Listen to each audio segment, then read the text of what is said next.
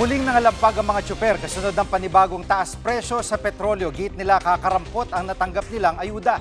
Live mula sa Mandaluyong din, nangungun sa balita si News 5 Transportation Correspondent Gerard de la Peña. Gerard, ano ang mga hiling ng mga tsuper?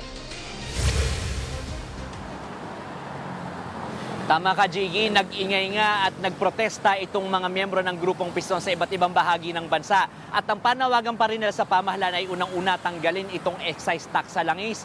Pangalawa, itaas ang pasahe. At pangatlo, ay tanggalin na itong oil deregulation law para magkaroon ng kontrol ang pamahalaan sa presyo ng langis. Lalong-lalo na ngayon na talagang nahihirapan na tayong lahat sa napakamahal na presyo ng langis. At isa pa nireklamo nila ay itong kakarampot daw na ayuda na ibinibigay sa kanila. At ang mas masakla pa dito ay hindi raw lahat ay nakakatanggap nito. Pakinggan natin ang kanilang pahayag.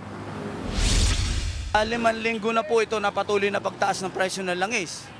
Pero ang ginagawa lang sa amin, bibigyan lang kami ng kakarampot na ayuda sa halagang 5,000. Talagang doon sa puro pagtaas ng halaga ng krudo, halos lahat na ng kita na dapat na iuwi namin ay napupunta na lamang sa pambayad ng aming konsumong krudo. Na kung saan hindi na sumasapat ito para bumuhay ng disenteng pamilya. GK, hindi pa naman daw napapag-usapan yung tungkol doon sa susunod na tigil pasada, no? Pero patuloy pa rin daw sila mangangalampag sa pamahalaan. GK. At Gerard, nasa 170 pesos ng litro ng diesel. Ikaw ay eksperto na dyan. Sa tingin nyo ba, tingin mo ba may tataas pa ito sa mga susunod na araw?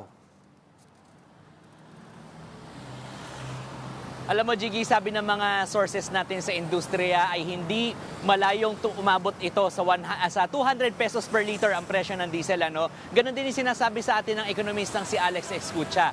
Ang sabi niya kasi, konting pagsabog lang, konting hindi magandang mangyari sa Middle East, talagang tumataas ang presyo ng langis. At parang malabo pa naman daw magkaroon ng ceasefire na tigil putukan. So malamang daw ay umabot ito sa 200 pesos per liter. Ang sabi naman ni Energy Secretary Sharon Garin, mahirap daw talaga i-predict kung aabot ng ganito. Pero ang medyo sigurado raw ang DOE ay yung sinabi ni dating Energy Secretary Jericho Petilla na mukhang malabo na tayong bumalik doon sa dating presyo na nasa 60 pesos per liter. Ang problema kasi dito, Jiggy, ang daming mga facilities, ang daming mga infrastructure na nasira dyan sa Middle East, and it would take years, hindi lang araw, hindi lang linggo, kundi taon ang bibilangin bago ito ma-rehabilitate o ma-repair. Pakinggan natin ang sinabi ni Energy Secretary Sharon Garin tungkol dyan. Kung gaano kabilis ang pag-akyat ng presyo, hindi ganun po kabilis yung pagbaba ng presyo. In fact, it will be way, way slower because ang damage po ng gera na to ay sobrang, it goes beyond the war na ngayon.